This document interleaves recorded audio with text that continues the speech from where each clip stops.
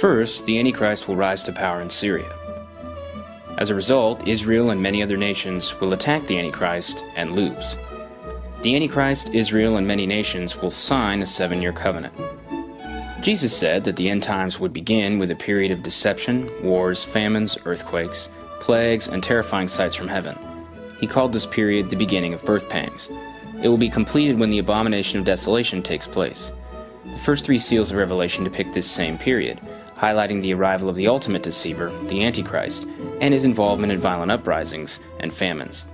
Daniel prophesied the Antichrist will take plunder, distribute it among his followers, and engage in wars during this period. Likewise, during this time, the Antichrist's first invasion of Israel will fail.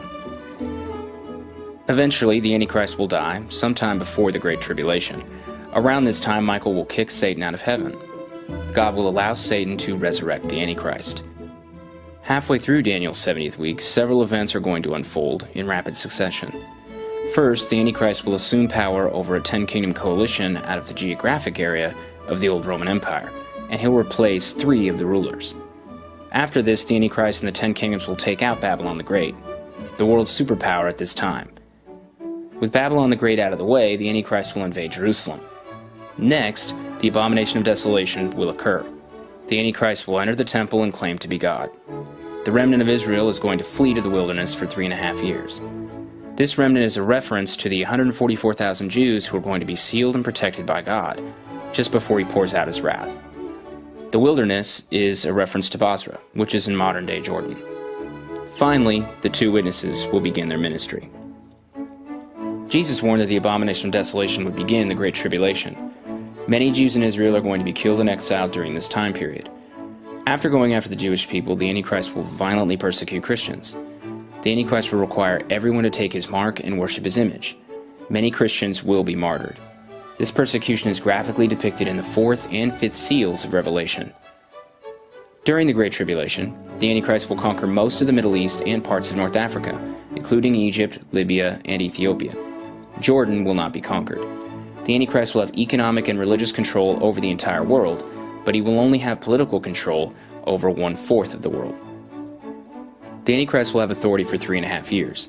Yet, Jesus promised that the Great Tribulation would be cut short. At some unknown time during the Great Tribulation, the sun will darken, stars will fall from the sky, and other celestial disturbances are going to occur.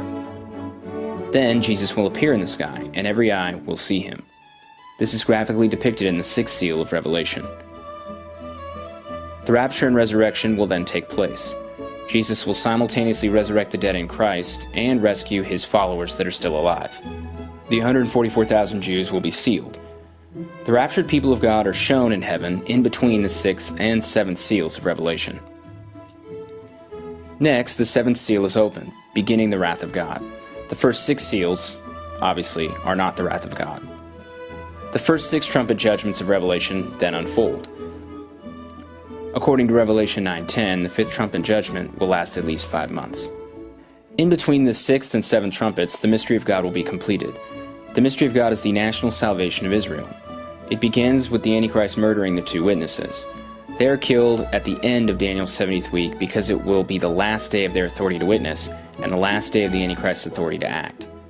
The desolation of Jerusalem and the temple will last 1,260 days, which is 42 months and 3.5 years.